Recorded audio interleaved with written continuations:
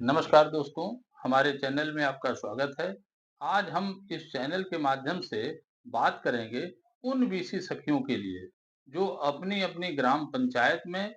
Certified BC सखी के बतौलत काम कर रही हैं और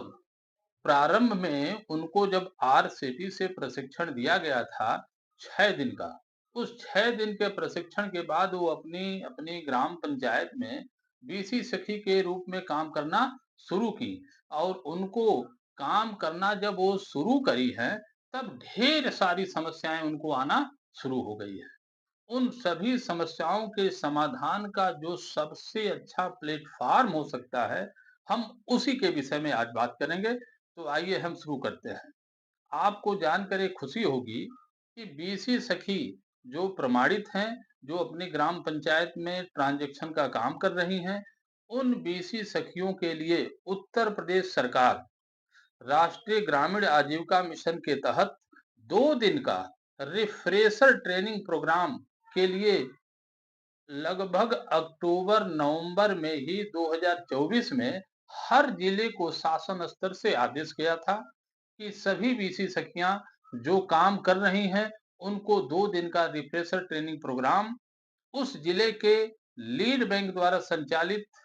आरसीटी के द्वारा कराए जाने का प्राविधान था, जिसके तहत उत्तर प्रदेश में अनेकों जिले में कई हजार बीसी सखियां 2 दिन के रिफ्रेशर ट्रेनिंग प्रोग्राम में प्रतिभाग की थी और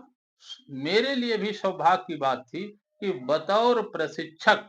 उस 2 दिन की रिफ्रेशर ट्रेनिंग प्रोग्राम में मैं 4-5 जिले में बीसी सखियों को प्रशिक्षण देने के लिए उपलब्ध हुआ था।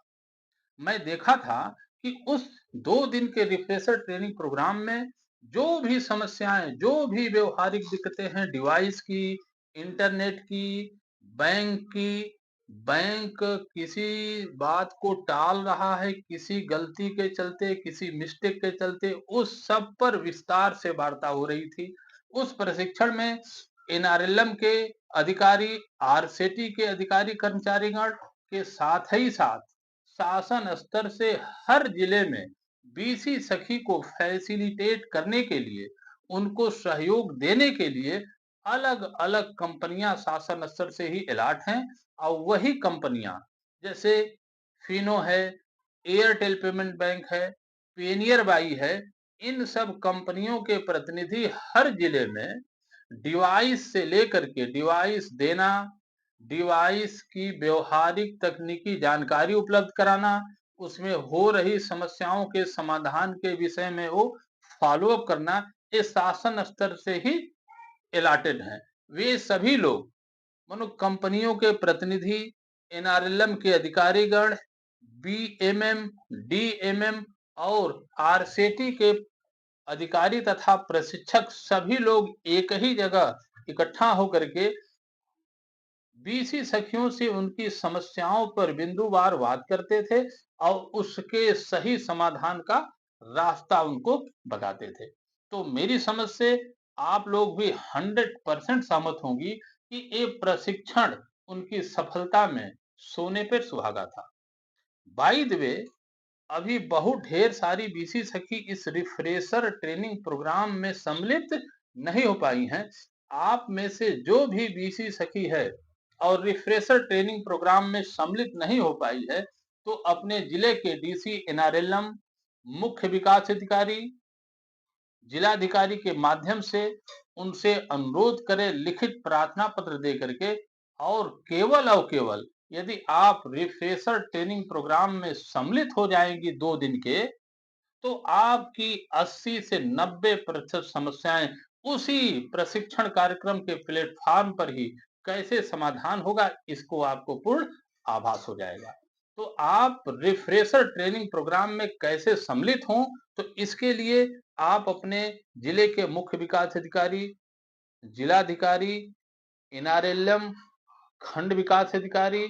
ब्लॉक मिशन मैनेजर आदि से लिखित, मौखिक या समूह में लिखित रूप से प्रत्यावेदन दें, उनसे वार्ता करें और इस प्रशिक्षण में केवल सम्मिलित हो जाना ही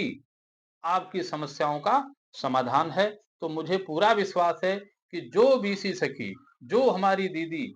अभी तक रिफ्रेशर ट्रेनिंग प्रोग्राम में सम्मिलित नहीं हो पाई है, वो निश्चित तौर पर रिफ्रेशर ट्रेनिंग प्रोग्राम में सम्मिलित होने के लिए संबंधित अधिकारियों से बात करे। और रिफ्रेशर ट्रेनिंग प्रोग्राम में सम्मिलित होने के लिए क्या, कब, कैसे करना है, ये आप चाहें तो हमसे हमारे कमेंट